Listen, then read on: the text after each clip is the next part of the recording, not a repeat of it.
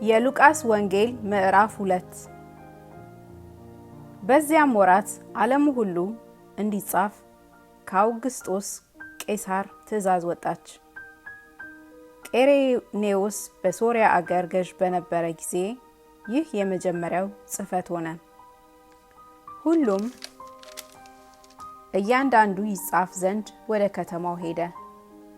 ዮሴፍም ደግሞ ከዳዊት ቤትና ወገን ስለነበረ ከገሊላ ከናዝሬትም ከተማ ተነስቶ ቤተልሔም ወደምትባል ወደ ዳዊት ከተማ ወደ ይሁዳ ጸንሳ ከነበረችው ከእጮኛው ከማርያም ጋር ይጻፍ ዘንድ ወጣ። በዚያም ሳሉ የመውለጃዋ ወራት ደረሰ። የበኩር ልጇንም ወለደች፣ በመጠቅለያም ጠቀለለችው። በእንግዶችም ማደሪያ ስፍራ ስላልነበራቸው በግርግም አስተኛችው። በዚያም ምድር መንጋቸውን በሌሊት ሲጠብቁ በሜዳ ያደሩ እረኞች ነበሩ።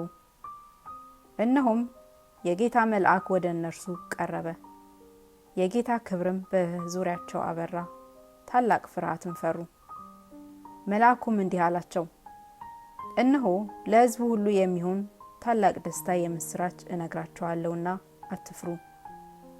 ዛሬ በዳዊት ከተማ መድኃኒት እርሱም ክርስቶስ ጌታ የሆነ ተወልዶላችኋልና፣ ይህም ምልክት ይሆናላችኋል፣ ሕፃን ተጠቅልሎ በግርግም ተኝቶ ታገኙታላችሁ። ድንገትም ብዙ የሰማይ ሰራዊት ከመልአኩ ጋር ነበሩ፣ እግዚአብሔርንም እያመሰገኑ ክብር ለእግዚአብሔር በአርያም ይሁን፣ ሰላምም በምድር ለሰውም በጎ ፈቃድ አሉ። መላእክትም ከነርሱ ተለይተው ወደ ሰማይ በወጡ ጊዜ እረኞቹ እርስ በርሳቸው እንግዲህ እስከ ቤተልሔም ድረስ እንሂድ፣ እግዚአብሔርም የተገለጠልንን ይህንን የሆነውን ነገር እንይ ተባባሉ። ፈጥነውም መጡ፣ ማርያምንና ዮሴፍን ሕፃኑንም በግርግም ተኝቶ አገኙት። አይተውም ስለዚህ ሕፃን የተነገረላቸውን ነገር ገለጡ። የሰሙትም ሁሉ እረኞች በነገሯቸው ነገር አደነቁ። ማርያም ግን ይህን ነገር ሁሉ በልቧ እያሰበች ትጠብቀው ነበር። እረኞችም እንደተባለላቸው ስለሰሙትና ስላዩት ሁሉ እግዚአብሔርን እያመሰገኑና እያከበሩ ተመለሱ። ሊገርዙት 8 ቀን በሞላ ጊዜ በማኅፀን ሳይረገዝ በመልአኩ እንደተባለ ስለ ስሙ ኢየሱስ ተብሎ ተጠራ። እንደ ሙሴ ሕግ የመንጻታቸው ወራት በተፈጸመ ጊዜ በጌታ ሕግ የእናቱን ማኅፀን የሚከፍት ወንድ ሁሉ ለጌታ የተቀደሰ ይባላል ተብሎ እንደተጻፈ በጌታ ፊት ሊቆሙት፣ በጌታም ሕግ 2 ዋሊያ ወይም 2 ርግብ ጫጩቶች እንደተባለ መስዋዕት ሊያቀርቡ ወደ ኢየሩሳሌም ወሰዱት። እነሆም በኢየሩሳሌም ስምዖን የሚባል ሰው ነበረ። ይህም ሰው የእስራኤልን መጽናናት ይጠባበቅ ነበር፣ ጻድቅና ትጉህም ነበረ፣ መንፈስ ቅዱስም በእርሱ ላይ ነበረ። በጌታም የተቀባውን ሳያይ ሞትን እንዳያይ በመንፈስ ቅዱስ ተረድቶ ነበር። በመንፈስም ወደ መቅደስ ወጣ። ወላጆቹም እንደ ሕጉ ልማድ ያደርጉለት ዘንድ ሕፃኑን ኢየሱስን ባስገቡት ጊዜ እርሱ ደግሞ ተቀብሎ አቀፈው፣ እግዚአብሔርንም እየባረከ እንዲህ አለ፣ ጌታ ሆይ አሁን እንደ ቃልህ ባሪያህን በሰላም ታሰናብተዋለህ።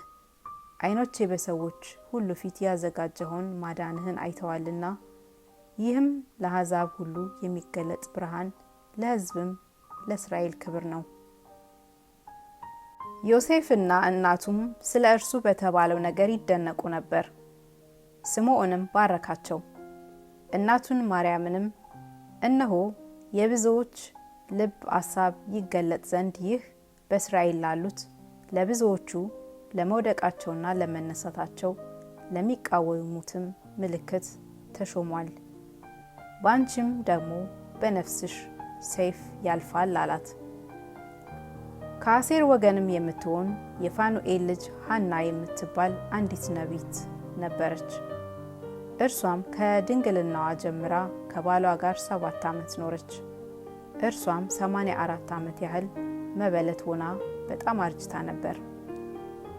በጾምና በጸሎትም ሌሊትና ቀን እያገለገለች ከመቅደስ አትለይም ነበር። በዚያችም ሰዓት ቀርባ እግዚአብሔርን አመሰገነች። የኢየሩሳሌምንም ቤዛ ለሚጠብቁት ሁሉ ስለ እርሱ ትናገር ነበር። ሁሉንም እንደ ጌታ ሕግ ከፈጸሙ በኋላ ወደ ገሊላ ወደ ከተማቸው ወደ ናዝሬት ተመለሱ። ሕፃኑም አደገ፣ ጥበብም ሞልቶበት በመንፈስ ጠነከረ። የእግዚአብሔርም ጸጋ በእርሱ ላይ ነበረ። ወላጆቹም በየዓመቱ በፋሲካ በዓል ወደ ኢየሩሳሌም ይወጡ ነበር። የ12 ዓመት ልጅ በሆነ ጊዜ እንደ በዓሉ ሥርዓት ወደ ኢየሩሳሌም ወጡ። ቀኖቹንም ከፈጸሙ በኋላ ሲመለሱ ብላቴናው ኢየሱስ በኢየሩሳሌም ቀርቶ ነበር። ዮሴፍም እናቱም አላወቁም ነበር። ከመንገደኞች ጋር የነበረ ስለመሰላቸው የአንድ ቀን መንገድ ሄዱ። ከዘመዶቻቸውም ከሚያውቋቸውም ዘንድ ፈለጉት። ባጡትም ጊዜ እየፈለጉት ወደ ኢየሩሳሌም ተመለሱ። ከ3 ቀንም በኋላ በመምህራን መካከል ተቀምጦ ሲሰማቸው ሲጠይቃቸውም በመቅደስ አገኙት። የሰሙትም ሁሉ በማስተዋሉና በመልሱ ተገረሙ። ባዩትም ጊዜ ተገረሙ። እናቱም ልጄ ሆይ ለምን እንዲህ አደረክብን? እነሆ አባትህና እኔ እየተጨነቅን ስንፈልግ ነበር አለችው። እርሱም ስለምን ፈለጋችሁኝ? በአባቴ ቤት እሆን ዘንድ እንዲገባኝ አላወቃችሁምን? አላቸው። እነርሱም የተናገራቸውን ነገር አላስተዋሉም። ከእነርሱም ጋር ወርዶ ወደ ናዝሬት መጣ፣ ይታዘዝላቸውም ነበር። እናቱም ይህን ነገር ሁሉ በልቧ ትጠብቀው ነበር።